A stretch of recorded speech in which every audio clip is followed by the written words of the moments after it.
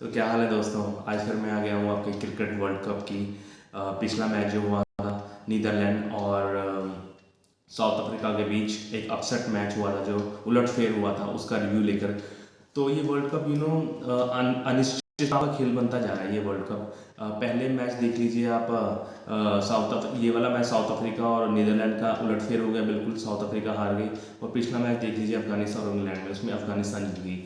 तो ये world cup एक क्लोज मैचेस नहीं हो रहे लेकिन उलटफेर का शिकार हो रहे हैं। और आज न्यूजीलैंड और बांग्लादेश का मैच है, देखो क्या होता है। सॉरी, न्यूजीलैंड और अफगानिस्तान का मैच है, वहाँ देखो क्या होता है। और कल है इंडिया और बांग्लादेश का। तो मैं कहता हूँ कि कल वाले मैच में उलटफेर ना हो।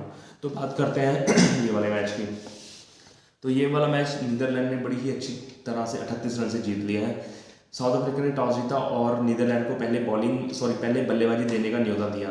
तो मुझे लग रहा था ये न्योता ही गलत था उनको। पहले साउथ अफ्रीका को बल्लेबाजी करनी चाहिए थी और टारगेट सेट करना चाहिए था और उनको देना चाहिए था। चलो, उनकी जो बल्लेबाजी आ गई तो आ गई। तो उनकी बल्लेबाजी एज यूजुअल जो ऊपर के थे, रबाडा हो गया, कॉटसे हो गया, अच्छी बॉलिंग करी उन्होंने और अच्छे अच्छे विकेट और जल्दी आउट कर दिए। लेकिन जो एंड में आते आते उनके कैप्टन एडवर्ड ने 78 रन मारे, बहुत ही अच्छा खेले वो।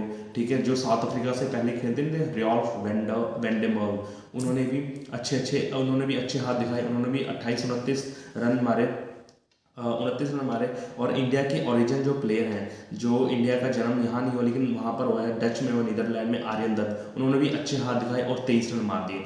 तो लड़ते झगड़ते ये 245 में 8 आउट हो गए थे 43 ओवर का मैच। 43 ओवर का मैच इस करके हुआ क्योंकि डलहौजी में जो एक क्रिकेट स्टेडियम है वहाँ पर बारिश हो गई थी। 1-2 घंटा बारिश पड़ती रही। ऊपर जो है पहाड़ों में वहाँ बर्फ़ पड़ रही थी, नीचे जो उधर सॉरी धर्मशाला में, सॉरी क्या कर रहा हूँ मैं, धर्मशाला में ग्राउंड है ये। धर्मशाला में ग्राउंड में ऊपर पहाड़ों में बर्फ़ पड़ रही थी और यहाँ पर बारिश पड़ रही थी, तो उसका डिले हुआ, 1-2 घंटे का डिले मैच हुआ, तो ये 43 ओवर का कर दिया।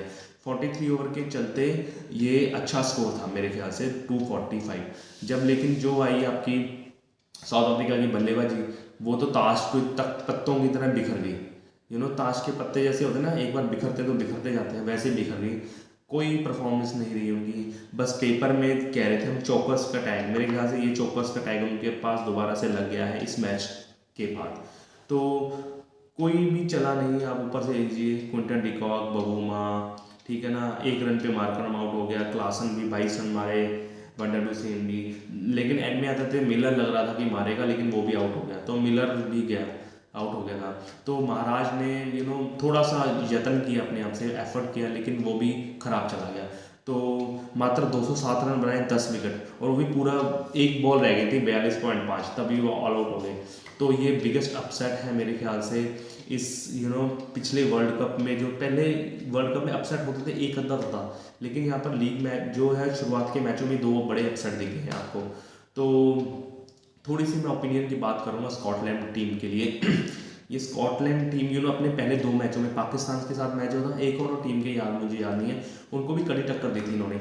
तो उनका सिस्टम ये है ना, जो है ये नीदरलैंड का क्रिकेट बोर्ड है, ज़्यादा सपोर्ट नहीं करता है प्लेयर्स को। उनका क्या होता है, हर मैच का कॉन्टैक्ट होता है कि जैसे इंडिया का प्लेयर होता है, उनको A+A, B+, ऐसे बांटा होता है। तो उस वहाँ पर ऐसा कोई सिस्टम नहीं है। और वहाँ पर ये सिस्टम नहीं है कि जैसे इंडिया में 1 साल का कॉन्ट्रैक्ट होता है, 2 साल का, मतलब उनको पैसे मिलते हैं। इनको पर मैच के हिसाब से पैसे मिलते हैं। जैसे यहाँ पर गली क्रिकेट खेलते हैं, जैसे मैच नहीं होते, उनको पर मैच के हिसाब से पैसे मिलते हैं। और इतने पैसे भी नहीं मिलते कि वो अपने देश के लिए खेलें। तभी वो कई प्लेयर्स हैं उनके काउंटी क्रिकेट खेलने के लिए इंग्लैंड में जाते हैं अगर प्रोफेशनल क्रिकेट खेलना है। तो कुछ करना पड़ेगा आईसीसी वालों को भी कि ऐसे छोटे देश हैं, नीदरलैंड हो गया, ठीक है ना, आपका अफगानिस्तान तो कर रही है, बढ़िया कर रही है, और भी देश हैं जो छोटे छोटे देश हैं प्लेइंग नेशन को, उनको और खिलाना चाहिए बड़ी टीमों से, ताकि उनके पास एक्सपीरियंस हो। क्योंकि इन प्लेयर्स के पास कोई बड़ी टीम के लिए एक्सपीरियंस नहीं होता। ये क्या होती है, ये सिर्फ क्वालिफायर्स खेलते हैं, या T20 क्वालिफायर्स वर्ल्ड कप का, या फिर 50 ओवर का क्वालिफायर्स खेलते हैं। उसी में इनको एक्सपोजर मिलता है बड़ी टीमों के साथ खेलने का। और वहीं वो अब देखो, अगर आप अपने से बड़ी टीम्स के पास साथ रेगुलरली compete नहीं करेंगे, तो आपको अपनी गलतियां सुधारने का भी मौका नहीं मिलेगा। तो वही इनके साथ हो रहा है। क्वालिफायर्स में खेलते हैं 4 साल में एक बार या 2 साल में एक बार, बड़ी टीमों के साथ खेलते हैं, तो उनको एक्सपोजर नहीं मिल पाता। उनकी जो कैप्टन है ना, कुक नाम से कोई कैप्टन है, उनके कोच हैं, कोच है इनके नीदरलैंड के, तो वो कह रहे हैं कि हमें मौका दो, हमें हमारे पास बल्कि स्पॉन्सर भी नहीं है, अच्छी अच्छी कंपनी के जो स्पॉन्सर भी नहीं है कि हम हमारा पैसा लगा सकें और हम आगे खेल सकें, ठीक है ना। तो मेरे ख्याल से आईसीसी को ये थोड़ा सा छोटे नेशंस की तरह जो होते हैं ना, प्लेइंग नेशंस की तरह उन पे ध्यान देना पड़ेगा, क्योंकि अगर ये ध्यान देंगे तभी हमारे इंटरनेशनल, जैसे नीदरलैंड हो गई यूरोप में आती है, ठीक है ना, और हमारे स्कॉटलैंड की भी टीम अच्छी है, आयरलैंड की भी टीम अच्छी है, तो इन पे ध्यान देना पड़ेगा, क्योंकि ये यूरोप्स की टीम है। अब देख लीजिए फुटबॉल हो गया, टेनिस हो गया, हॉकी हो गई, ये इंटरनेशनली खेले जाते हैं, और ये जो है हमारे जो है 15-20 नेशंस में खेले जाते हैं क्रिकेट। तो आपको अगर इसको वर्ल्ड वाइड फेमस करना पड़ेगा तो आपको सभी टीमों को इकट्ठा होकर खिलाना पड़ेगा, चाहे वो छोटी हो बड़ी हो, छोटी को बड़ी से खिलाओ, बड़ी को छोटे से खिलाओ, ताकि छोटी को एक्सपोजर हो वही का। तो थोड़े थोड़े मैच खिलाने चाहिए मेरे ख्याल से।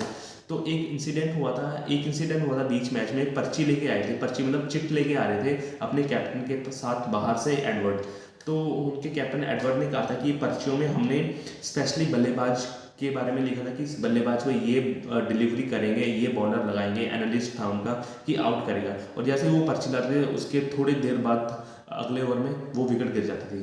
तो ये एक तरह से पर्ची सिस्टम भी काफ़ी काम आया उनके एनालिस्ट के द्वारा, उनके कैप्टन के द्वारा और उनके कोचेस के द्वारा। तो काफ़ी अच्छा रहा ये माहौल, ये बना जो उलटफेर हुआ। थोड़ी सी आईसीसी को भी चौकन्ना रहना पड़ेगा, या फिर उनको भी थोड़ा करना पड़ेगा कि इन छोटी टीमों को हम सहारा दें, ताकि बड़ी टीम के साथ खेले और थोड़ा इनको उभरने का भी सहारा मिले। तो थोड़ा सा रिव्यू ये था। आज न्यूजीलैंड और बांग्लादेश का मैच हो रहा है। न्यूजीलैंड ने 288-286 रन मारे हैं, उनके 3 आउट हो गए 55 रन में। तो मेरे ख्याल से न्यूजीलैंड जीत जाएगी। वो मैच मैं भी देख रहा हूँ, उसका रिव्यू करेंगे हम कल करेंगे। तो आपके लिए इतना ही, मिलते हैं, बाय। लाइक शेयर सब्सक्राइब कीजिए मेरे चैनल को।